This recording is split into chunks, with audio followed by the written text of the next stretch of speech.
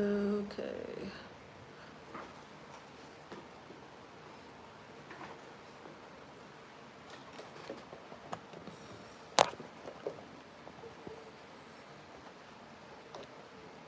Okay. Hey, everybody. It is Anne Marie, Ball Girl Will Travel, and welcome to Thursday Tea Time. And this Thursday, tonight, I'm going to talk about my visit to Dakar, Senegal. Senegal was my first stop in my 5-week Africa adventure that I just got back from. And so this week, I'm going to tell you about my visit there, the things that I enjoyed, the things that I didn't so much enjoy. Mostly I enjoyed it. And I'll answer any questions that you have. So the first thing I'll share about Dakar is, I don't know if you know that much about Dakar, but Dakar is the capital city of Senegal. It sits on the ocean, so it's pretty much right on the coast in West Africa. I think Nigeria is right next door to Senegal, if I'm not incorrect. And it has a warm climate most of the year. There's a dry season and rainy season. January, the end of January when I went, is their dry season. They start rainy season around the end of February, March is what I was told. Due to climate change, it's not as predictable as it used to be, but January is a great time to be there because it's dry, it's not super humid, but it is warm in the 80s. I believe it was pretty much in the 80s every day, some days in mid 80s, some days in high 80s, but in the 80s every day. So I'm going to talk a little bit about getting there. I'll tell you a little bit about getting around in Dakar, and then I'll talk a little bit about the things that I did, highlights of my trip, things that I highly recommend that you consider if you decide to move there. And then I will talk a little bit about the food, because the food is amazing in Senegal. It's like top notch. And then if you have questions, I'm happy to answer your questions. You can also just ask me questions throughout the live and I'll answer them. So getting there. I got to Dakar by way of JFK. So I flew from Mexico, where I live, to New York, and then from New York I flew a direct flight from JFK to Dakar. Now, I would love to say that it was just an uneventful flight and that I got there and there were no issues and whatever, but that wouldn't actually be true. I'm gonna turn this light off because I feel like it's reflecting off of my glasses in a weird way. To take my glasses off, but that wouldn't be the case. There was shenanigans all the way through getting from New York to Dakar. So I flew Mexico, Houston, I think it was Mexico, Houston, Newark. And then I flew from, not Newark Airport, but from JFK. My plan was to stay overnight in Newark, not Newark, in JFK area, and then fly out the next day. As I was settling into my Houston to Newark flight, I checked my phone because, you're getting ready to turn your phone on. So I checked my emails to make sure I wasn't missing anything. And I noticed a message from Air Senegal telling me that it was a notification, and the rest of the message was in French. And I was like, notification, that must be important. So I quickly cut and pasted it into Google Translate and translated the message. And basically they were informing me that they had postponed my flight for another 24 hours. So I was supposed to be leaving on Sunday evening, and instead I would be leaving on Monday evening. So I was going to lose a whole day of my flight, because my flight was supposed to leave at about 11 p.m. on Sunday and get me into Dakar early Monday morning. And now I was not going to get into Dakar I was not going to leave until Monday night to get in early Tuesday morning. So I was going to lose a whole day. And needless to say, I was very annoyed about that, but I was happy that they weren't actually canceling the flight altogether. And lucky for me, I have family in New York, so I quickly sent some text messages to my cousin who lives in Long Island, and decided to just stay overnight in Queens, as I had originally planned, right near the airport. I was using my points, and then transfer over to my cousin's house for Sunday into Monday, and then leave out Monday night, and cross my fingers that Air Senegal would not cancel or postpone my flight further. Now, I picked Air Senegal for two reasons. One, I got a really, really good deal on the flight, and two, it was a direct flight. And there are not that many direct flights to Senegal. You usually have to fly through France, and then you have to transfer through London. And this was a direct 7.5 hour flight from New York directly to Dakar. And so I had grabbed it because it was, I think I paid like $400 for the flight, I want to say, one way. So it was a really good deal. But then, of course, it ended up costing me more time. So I stay at my cousin's house. I have a great time because I got to see them and I hadn't seen them in a while. So that was a blessing. But then we get to the airport. Of course, you get to the airport. Air Senegal is like in the terminal where they put, the small international airlines. So it's at the very end of JFK terminal. And there, of course, they don't have, hey, hi there, thanks for joining. They don't have online check-in, so you have to go up to the counter. And of course, with most international flights, you have to go up to the counter because they're actually required by law to verify your passport. So even if they give you a boarding pass, you still have to go up to the counter to get your passport reviewed before you can get on the plane. So there's this very long line of people waiting to get their bags checked. So that took about 45 minutes. And then I get my boarding pass. I go through the gate. I get to the, waiting area. I have priority pass. So I'm sitting debating in the waiting area whether I was going to go into the lounge because it was already about 9:30ish, and the flight was supposed to board around 10:15 or something like that.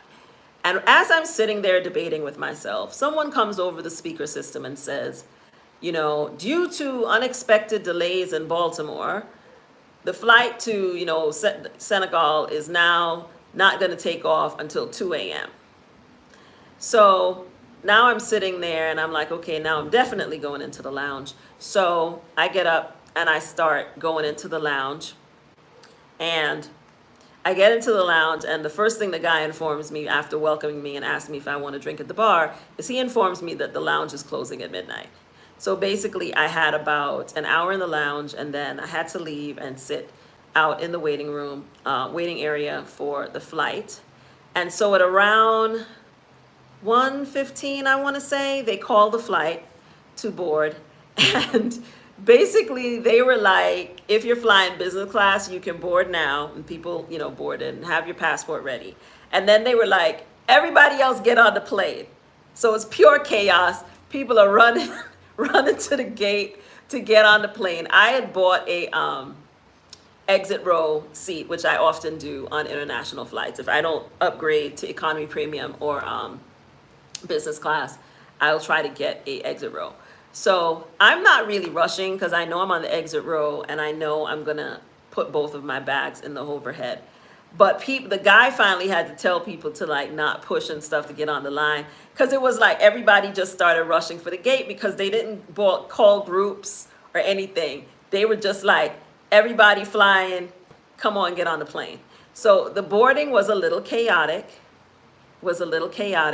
and then we sat on the plane for a minute.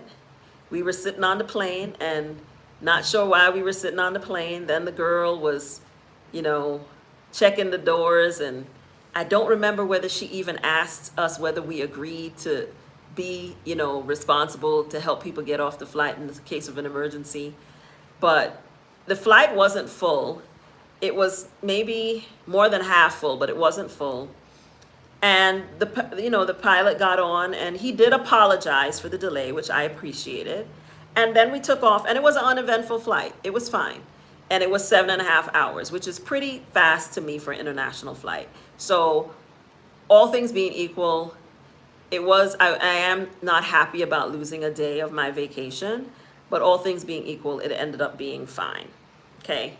So I got to Senegal on Tuesday morning at around, I guess it was 11-ish, 12-ish in the morning, something like that, their time. And I had a car. I had already made arrangements for a car to pick me up. That's one thing I will mention is if you're traveling solo, as I do often, I don't believe in leaving, how I'm going to get where I'm going to chance. So I always, I use booking.com usually, and I book transfers uh, yes, it was a little crazy, but 7.5 hours is amazing. Uh, I understand now why, when I talk about Goree Island, why that was the most popular gateway, because it was the shortest way to the Americas for the slave ships, actually. A little history fact that was shared with me by my guide, but I'll get to that in a minute. So I always make arrangements for a pickup at the airport. I don't really like to have to deal with taxis. I always feel like the taxi drivers at international airports try to hustle people. So as much as possible, if I can't have an Uber pick me up at the airport, and in a lot of countries, they either don't have Uber, or the taxi drivers are at war with the Uber drivers and they be fighting at the airport and stuff, and it's a whole lot of drama. So they don't allow Uber drivers at a lot of airports. I know here in Mexico, a lot of airports, the Uber drivers are not allowed to pick people up from the airport. They can drop people off sometimes, but they can't pick people up because there's friction between them and the taxi unions. But in Africa, not Africa, Africa's a continent, but in Senegal, they do not have Uber, but they have something called Hitch, Heetch. It's a French ride-sharing company. There's a lot of French things about Senegal, because Senegal is a former French colony. But it's a ride-sharing app that you can download to your phone. It works just like Uber, and it works in Dakar. But I did not use Hitch to get to my the boutique hotel where I stayed. I used a car service, and it costed about $35, I think. So I didn't think it was extraordinarily expensive. So I booked a transfer from the airport. So once I got through customs, which took about 30 or 40 minutes, not horrible, not short, but not, excessively long.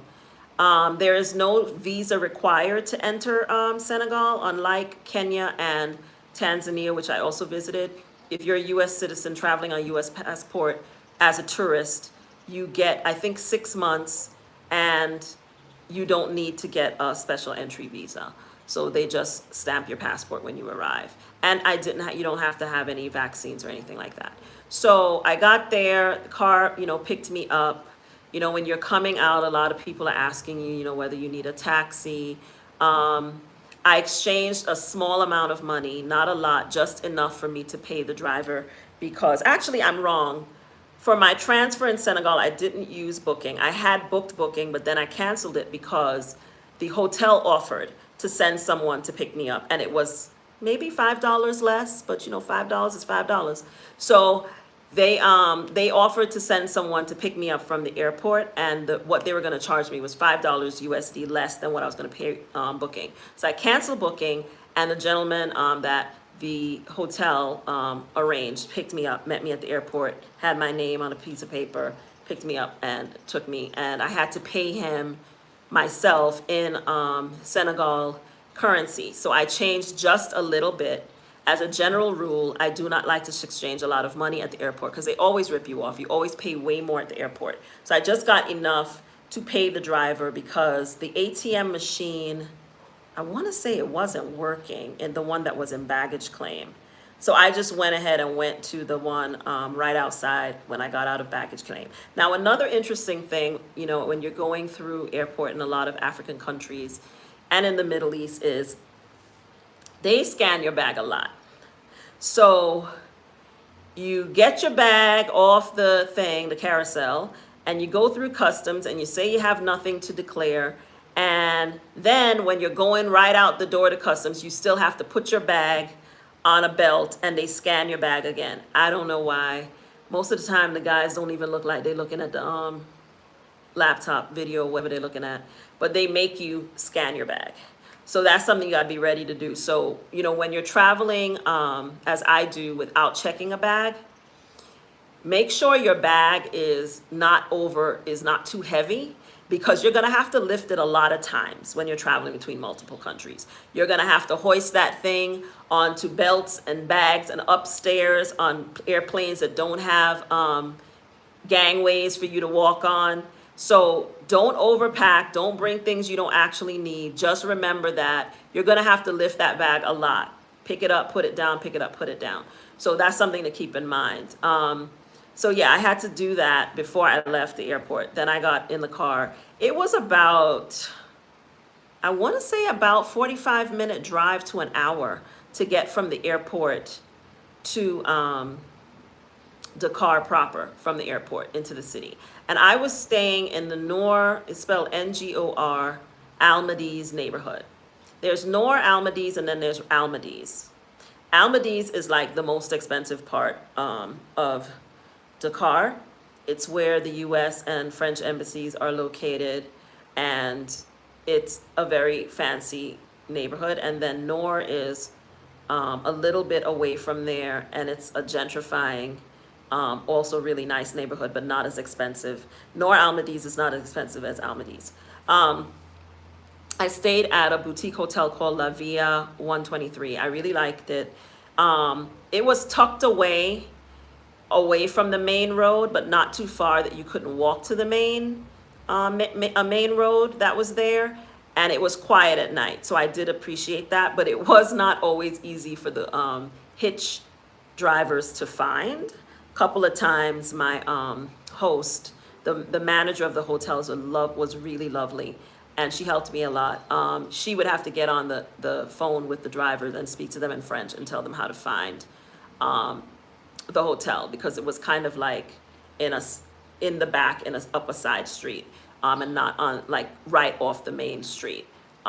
So some of the drivers had difficulty finding it. So that's one thing to be aware of. You know, everyone there speaks. Most of the people speak French, and then they speak Wolof, which is a dialect that they speak. But then there are a whole bunch of sub languages, dialects, tribal, that depending on what tribe someone belongs to. But as my one of my guides told me, you know, if you speak Wolof, you can communicate with anybody, and if you speak French, you can communicate with most people. But not everyone speaks French, but everyone does speak Wolof. So if you know a couple words in Wolof or you speak French, you should be fine. So I had my Google Translate set on French, and I used all the French I know. I have an aunt who speaks French. She was born in Martinique. She's one of my favorite people. I was telling her I should have paid more attention when I was a kid, when she would be speaking French to my cousin who speaks French fluently, because it would have been very useful while I was in Dakar, because everyone, you know, speaks French there. But I did have a driver that actually didn't speak French. So when I was trying to explain to him where I wanted to go, that was kind of difficult. So I kind of settled in that day. I'm trying to remember. I kind of went for a walk, but I didn't really do anything, because the next day I was going to be doing my tour. So my second day in Dakar is when I did a tour, which I really enjoyed, to the Pink Lake and also to Goree Island. Now, we started with the Pink Lake, and he picked me up around 9. My guide's name was Abulaye, and he has a company called Senegal Tourist Guides. You can find them on Instagram. I will put a link in the description to this video. He was wonderful, like really nice guy. Picked me up at 9 a.m. and we started with the Pink Lake. Pink Lake was about a 45-minute drive from the city proper. And he explained to me as he was going that the lake might not be pink because they had very heavy rain a month or so ago, and it had resulted in the color of the lake changing. And he was saying, depending on how much rain they have, it can impact the color of the lake. And sure enough, we got there and the lake was not pink. So I saw the lake that's supposed to be pink. We went out on a boat ride. He told me a lot about the lake. The lake is known for, it's used as a source for salt, and the salt content is part of why it's pink. And people come there to actually mine salt. He said that Senegal was one of the largest suppliers of salt to the rest of the continent. I mean table salt. And so people would go there and get salt, and there was a guy who was explaining, you know, how they get the salt out of the water and showing the process and so on. So I went out for a ride on the boat, and it was fine. I would not say that that was a highlight for me. You know, I went there, I was kind of let down because it wasn't pink, and it's not particularly pretty lake if it's not pink. But the people who were around the lake selling things were really lovely, and I ended up chatting with some of them. Some of them spoke a little English, and I ended up chatting with this lady and buying a bracelet from her. And the people were really lovely, but the lake was not. I'm just gonna be honest. It wasn't pink. It was more like green. Not cute. So from from the Lac du Rosé is what they call it, which is Pink Lake. We left and we went back into the city to catch the ferry to Goree Island. Goree Island was was the largest transportation point during the transatlantic slave trade. There more stolen individuals were transported to the Americas and Portugal and the Europe from Goree Island than anywhere else in Africa. And so it's actually a landmass, an island off the coast of Dakar. It's about 20 minutes by ferry. And you go to the island now and you can see they have a museum, they have market, they have a really beautiful lookout point. I would not say it's I mean, the island itself is lovely. And I had a really great lunch with fried snapper. It was delicious. But it's not a happy place. There is a museum there, and it is in the shape of a ship. And the guide on the island was explaining to me that they had intentionally built the people who built that building built it in the shape and dimension of a ship because it allowed them to determine how many bodies they could transport at once. And you walk through there and you see the dungeons, you see where the people were living above, the dungeons. And then you see the places where they were keeping human beings that look like me and you. Most of the people who are here look like us. And it's really depressing. It was really sad to me. And he was showing me a particular room that was so tiny. And I'm only 5'1", and I could barely stand upright in it. And, African people are generally speaking tall people. I've seen some of the tallest people I ever seen for the whole time I was in Africa. They were, generally tall people. And he was telling me that they would put people in those rooms as punishment if they tried to escape or they did anything. They would put them in that room. And it was small. It had no windows, nothing. And it was tiny. And he was like, they would be put in that room as punishment and left there for long periods of time. And then, of course, there was a door of no return that literally opens out onto the ocean. And the view itself is absolutely beautiful.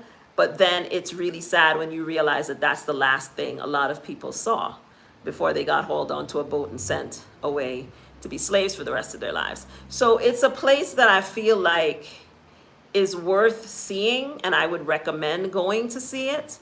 But it was it felt haunted to me, and it felt incredibly sad place to be. And then, there at the same time, you've got people coming up to you and asking you to come shop at their market while you're coming out of the museum. So you've got that as well, right? Because it's also a place of commerce now. There's a museum there. People actually live on the island. There are people who were born and raised and live on the island. Like my guide was born and raised and lives on the island. So, it's a village as well. There's schools, there's a little clinic there. One of the coolest things that I saw, there are these guys that make art out of sand. And I'm actually going to post a video probably tomorrow showing how they demonstrated for me how they make pictures. Actually, I can show you one of the pictures.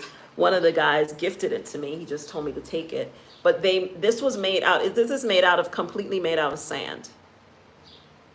And I videotaped the process. They showed me how they did it. It was really quite amazing to see. And a lot of the paintings were a lot more detailed and intricate than this. But he gave it to me as a gift. He just told me he wanted me to have it, and he gave it to me. I had given him a donation, and then he was like, I travel very light, so I really wasn't trying to buy anything. But I was so impressed with what they were doing and how beautiful the art was that I gave him a donation, and then he told me he wanted me to have it, so he gave it to me. Super nice people. I mean, the people in Senegal are just lovely, but really beautiful work that they did. And I'll share a video of the whole process of how they do the paintings with the sand. But they were doing that on the island as well. And then you can go up a hill, and there's a whole lookout point, which was a fort at one time, and they have the cannons and the whole thing, and it's really quite pretty. till you realize that, what it was used for. You think about what it was used for, and then it's not as pretty as it was before. But the island itself is lovely. There is a museum, I believe, and there was a cultural center that I didn't go to.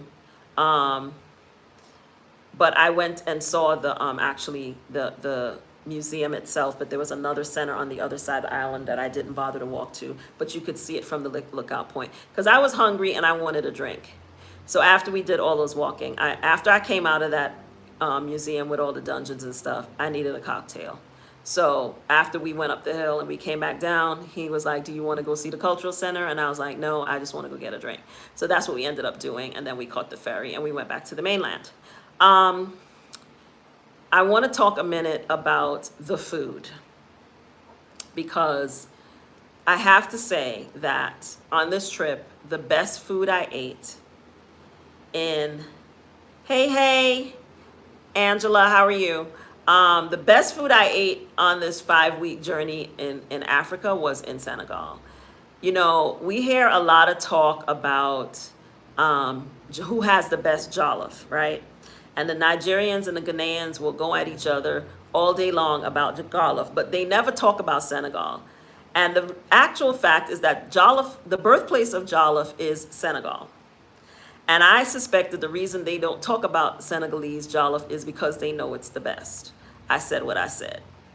One of my really good friends lives in Senegal, and so I had the benefit of being able to hang out with her and have her take me out when she wasn't working. She met up with me the first night I got there. We went to dinner. I had seafood till it was coming out of my ears because you can just get really great seafood in Dakar, and it's right on the sea. And so we went to this restaurant that was right on the sea, and we had dinner. And then she was like, tomorrow, when you get back from your tour, I'm going to have the best jollof rice that my sister didn't make. Because at first she was telling me she was going to have her sister make it for me. But then she was going to have to go out of town that weekend. So she was like, I'm just going to have the best jollof rice that isn't homemade delivered to your hotel for you. So when I got back to my hotel, there was a bag waiting for me. And so the lady says hi to me and tells me I have a delivery, and she hands me the bag. And there's this tray of jollof rice with the sauce and the sides and everything, and fish. What they do is they make the rice, and then they fry this fish, and they wrap it in leaves, and then they steam it, I think she was saying, and then they put it on top of the rice. Y'all. So I put this thing down in my room, and I'm like, oh, let me go take a shower. I'm tired, let me go take a shower, and then I'll have something to eat. And so I'm getting undressed, and I'm like, before I get in the shower, I'm just going to taste this jollof rice. I stood up there in my birthday suit and almost ate half of that damn tray of jollof rice. That's how damn good it was. Then I remembered that I needed to get my butt in the shower. Y'all, I stood there and I ate standing up. Had that tray in my hand, eating it like I had never eaten food in my entire life. That's how damn good it was. And I'm not lying. I'm serious. It was delicious. I put it down, took a shower, came out, ate some more. Woke up at 2 o'clock in the morning to go to the bathroom and was thinking about eating some more of it because there was like half of the tray left. Got up the next day and ate it for breakfast. That's how damn good it was. So when people start talking about jollof rice, unless they have had Senegalese jollof, they need to be quiet. There's no question about who has the best. And I've had the Nigerian and I've had the Ghanaian. And I am here to say, I believe the UNESCO recently declared Senegalese jollof to be like they named it as a thing of interest or something. I'll put it on the description. It's interesting because my friend was a little annoyed because she was like, we don't need them to tell us we got the best jollof rice. We already know. But they actually like designated Senegalese jollof rice as like something of interest or importance or something like that by UNESCO. But when I tell you all that stuff was good, it was really good. So the day after that, the next day, I did the next thing that was really exciting for me, which was I went to the Fathala Wildlife Reserve to do the lion walk. And if you guys follow me, you have seen the videos of me walking with the lions. I did that in Senegal. So how did I end up doing the lion walk? My girlfriend who lives in Senegal, formerly lived in the States, lives in Senegal. When I was talking to her about, things to do when I got there, she was like, you know what, you need to do the, you need to go do the lion walk. And I was like, what lion walk? And she's like, you go to this park and you can walk with the lions. And I was like, girl, you're crazy. I'm not walking with no lions. And she was like, my sister did it when she came to visit me, and she absolutely loved it. I really think that you should think about it. You should do it. And the more I thought about it, and I looked it up, and the more I thought about it, and I was like, that looks dope as hell. I think I want to do that. So I booked the tour, and it turns out, even though I booked it separately on Viator, it was with the same company, Senegal Tourist Guide, that I had done the Pink Lake and Goree Island with. So Abulaye came back the next morning, picks me up. Now, Fathala is a 6-hour drive from Dakar. I believe it's 6 hours that it was. Might have been a little more than that. It's a long ass drive, y'all, because they don't have highways like what we have here. Like, part of it is on like an interstate like highway, but most of it is on roads that with one lane going that way, one lane going this way, and you're going through villages, and they got traffic and all of that kind of stuff. It was a long drive to get there. I feel like we left at 6:30ish in the morning and didn't get there until noon, I want to say.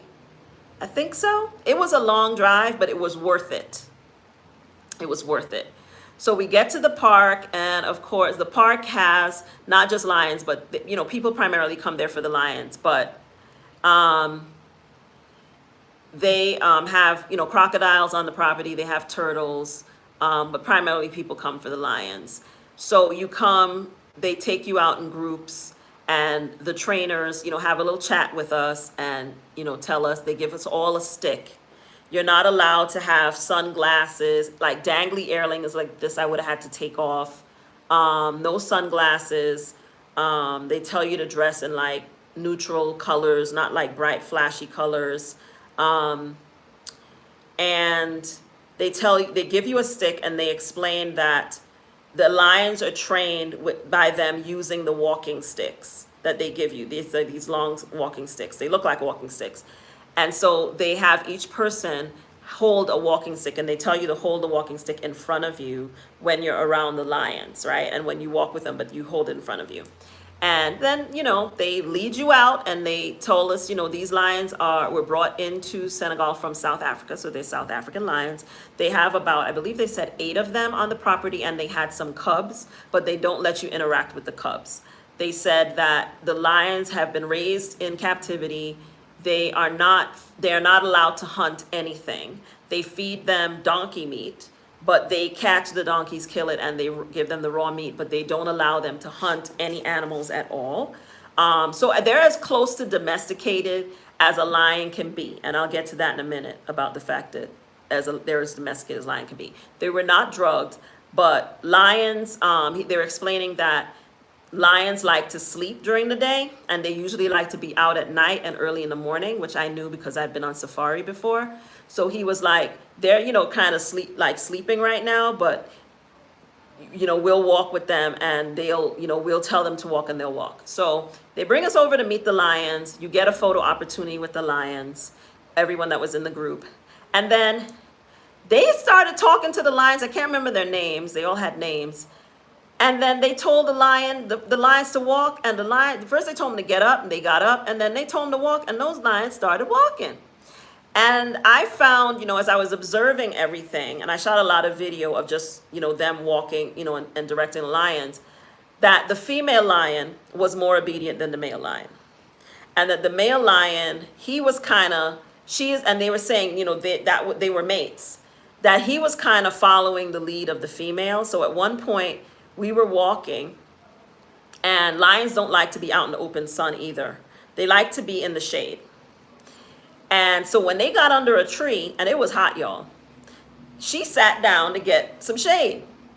And then he sat down to get some shade because she sat down to get some shade.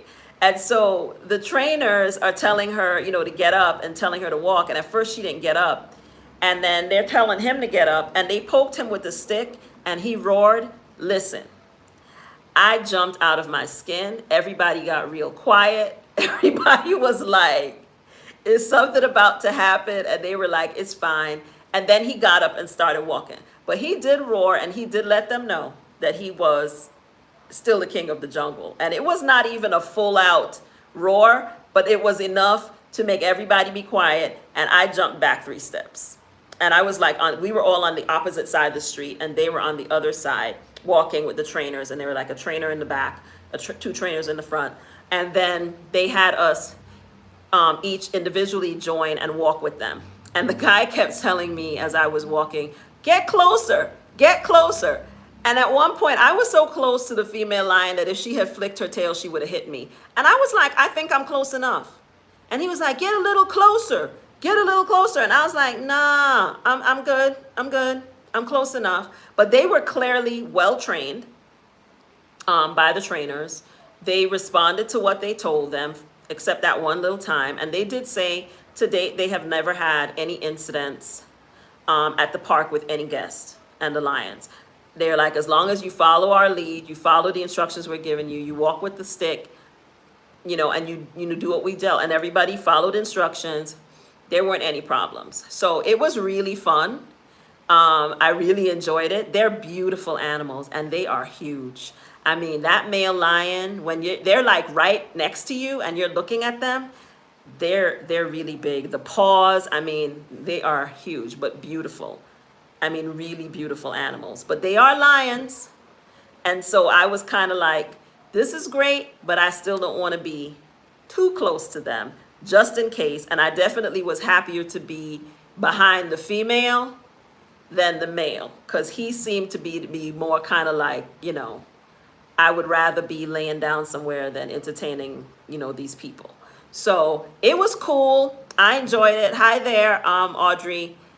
I enjoyed it. I recommend it. I mean, it might not be for everyone, but I've already had a couple of friends tell me, you know, if you're going back to Zanzibar, I want to go, not Zanzibar, Senegal, I want to do the lion walk. I actually have a friend who just asked me to help her like set up a visit to Senegal, and that was like the #1 thing that she wants to do, is she wants to go on a lion walk, because she was just so intrigued by it. It was a lot of fun. I totally enjoyed it.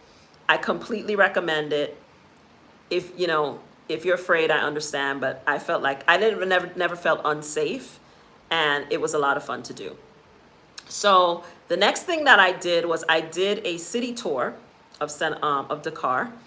I visited the African Renaissance Monument, and I really enjoyed that. The African Renaissance Monument is one of the largest monuments, not just in Africa, but in the world. Hey, Angela. It was built by a North Korean sculptor. It was designed in Africa, but a group from North Korea, I believe, or who put it together. It's massive, and it's beautiful, and it looks out over the sea. The male is like pointing forward. The female is pointing backward, and the male, I think the male is looking forward. The baby is pointing towards the future, and the female is pointing backwards, as if referencing the past. It's a really beautiful monument. You can go up inside of it into the tower and look out. It's amazing to look out from.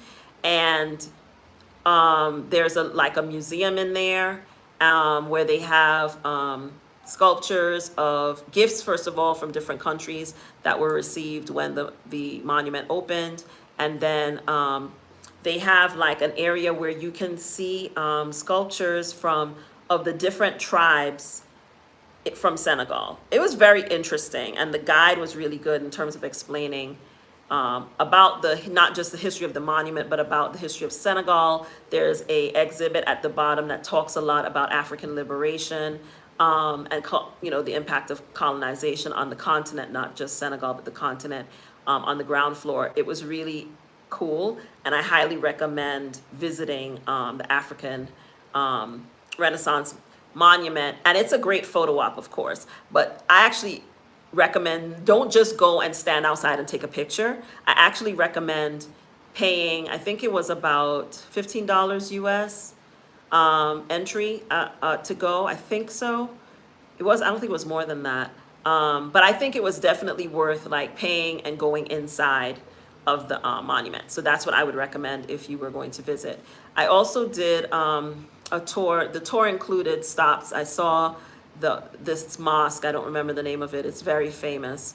It's quite beautiful. It's right on the ocean, and my guide was explaining to me about the history of the country. It's a predominantly Muslim country, but it's not conservative as conservatives like Tanzania, for example, is. So I felt like the people were more casually dressed in terms of the local people.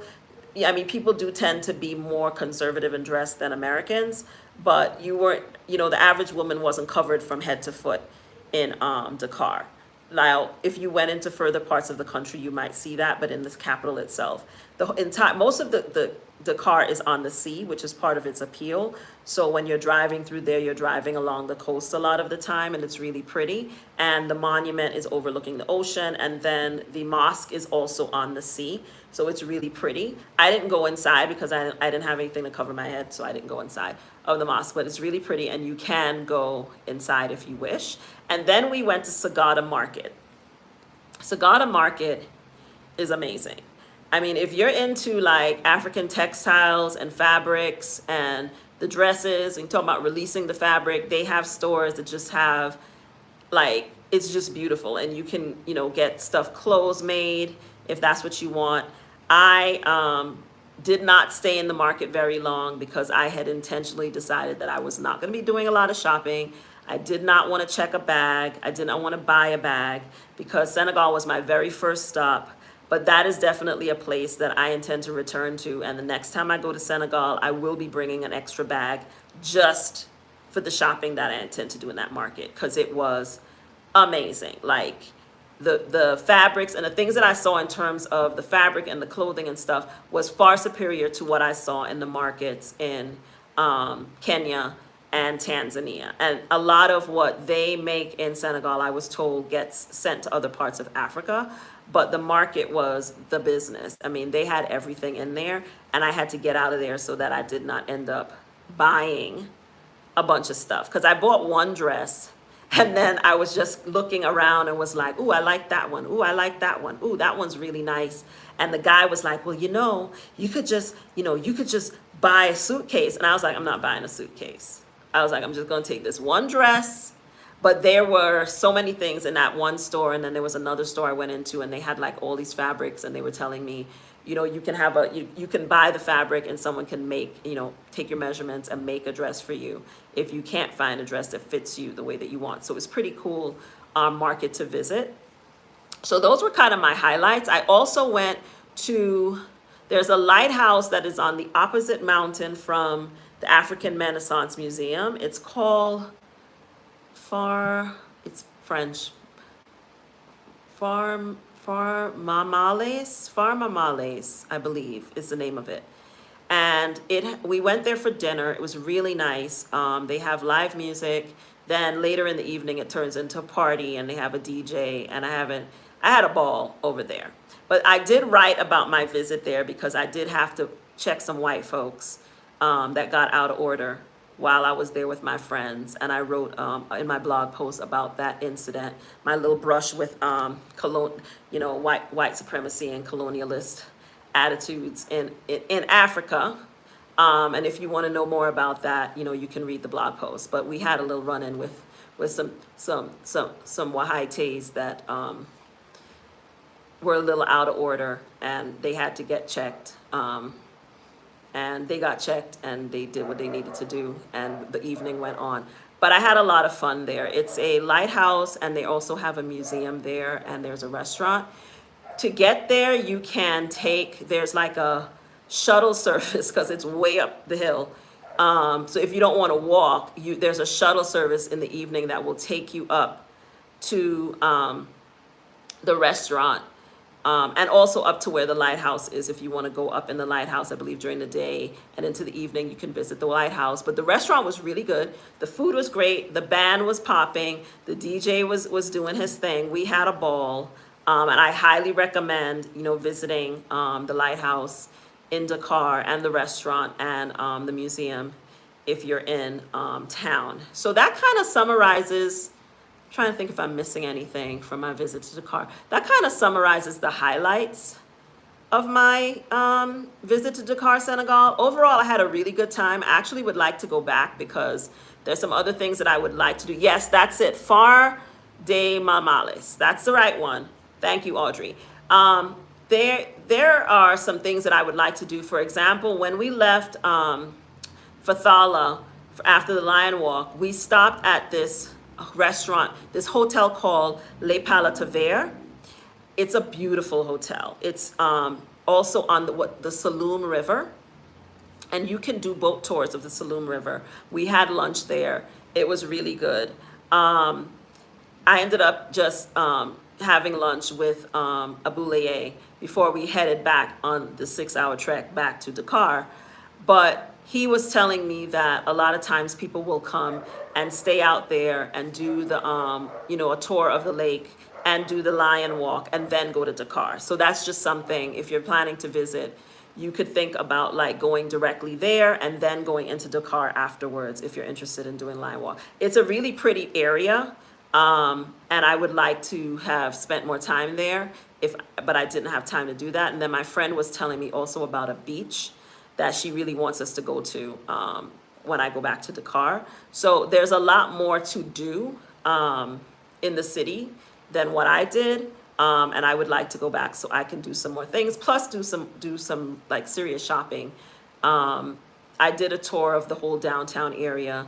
Dakar actually has a pretty nice city center and downtown area. There's a lot of development going on in the city. There's a lot of gentrification happening in the city. My guide commented to me about all the development that's happening on the beachfront and the good and negative impacts of that on the local community. He was telling me the area that I was staying in used to be a fishing village, and that there were trees. It was covered with trees, and now all you see is high rises and apartments springing up everywhere. And so he was saying some people have been displaced because of it. A lot of the beachfront properties being sold to developers. While that's great for tourists and the expats and immigrants that come into Dakar, it's not so necessarily that great for some of the local people. It's good for the local economy, but it's not necessarily good for people in terms of housing and so on. So he had mentioned some of that to me. They have a beautiful university campus there. One of the biggest universities in Africa sits in Dakar. A lot of people come from other parts of the continent to study in Dakar. So I visited the university grounds and the campus there, and it's pretty cool. It's really pretty and really nice university setting. And my guide, one of my guides that I did the city tour with, he had gone to university there, so he made a point of showing it to me, which I really appreciated. But I really think Dakar is a very beautiful city. If you're into nightlife and bars and dancing and shopping and all that stuff, it has lots of that, if that's your thing. I'm not really into that as much, but there's a lot of that if you want to do it. I had a lot of fun. There's a lot of great restaurants there. There's a restaurant I went to on the water, and I will try to find and put a description link. I think I have a link to it actually in the blog post that I wrote about Dakar, which is on my website. It was really good, and it's beautiful. It's like you're literally sitting right on the sea, and you're watching the water come in on the rocks, and you're sitting in the restaurant, and then people are actually, there's a lower deck, and then people are actually going into the water from there. It's really, really pretty. It's a really pretty city, and the people are extremely kind, very welcoming, very friendly. I mean, I can't say enough about how nice they were at the hotel where I was staying.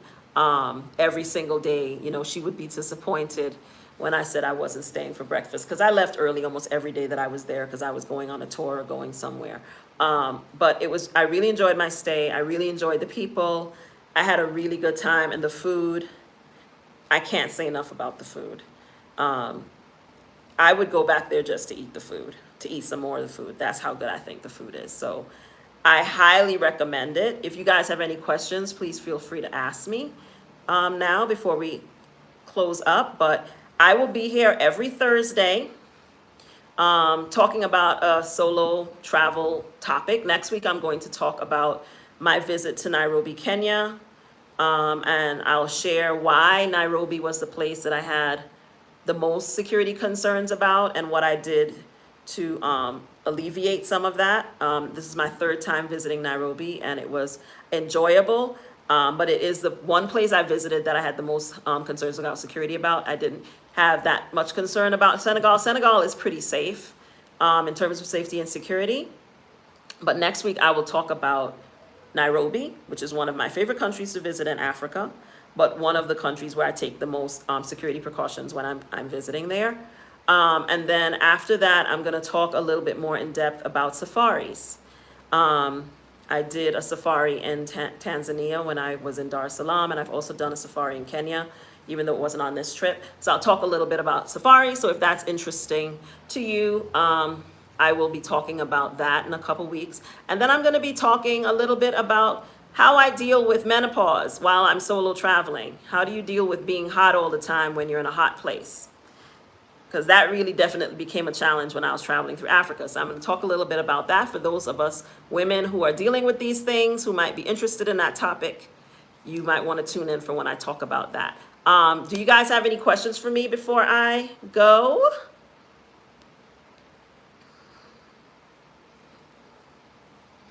I'm trying to see if I can see the questions. Let me put my glasses on to make sure I see it. What you're saying. Oh, thank you. Thank you, Anki. Thank you. Well, I hope that this was informative for everybody. If you enjoy my content, please like, follow, subscribe, tell a friend. And don't hesitate to drop in the comments topics that you would like to hear me talk about from the perspective of solo traveling over 40 and over 50. If you're not a member of my Facebook group, join my Facebook group for Fly 40 Plus women who love or aspire to solo travel. Stay tuned for my upcoming group meetups that I will be announcing soon. So if you're interested in, meeting up with me in some interesting places, I will be announcing some meetups that I'm organizing for small groups of women. And so if you're not in my Facebook group, make sure that you join, because I will announce all of those things first in my Facebook group and then in my on my website. Thank you. I mean, I can't see very well. I used to have 20/20 vision, so not being able to see is still a challenge for me. But I figured if I couldn't see, that I might as well get glasses that I really, really like. So I'm going to sign off now. Thanks, you guys, for being here. I will see you guys next Thursday, where we'll talk about Nairobi, Kenya, and all things Nairobi, Kenya. So you guys have a good night, and I'll see you in the next live. Bye.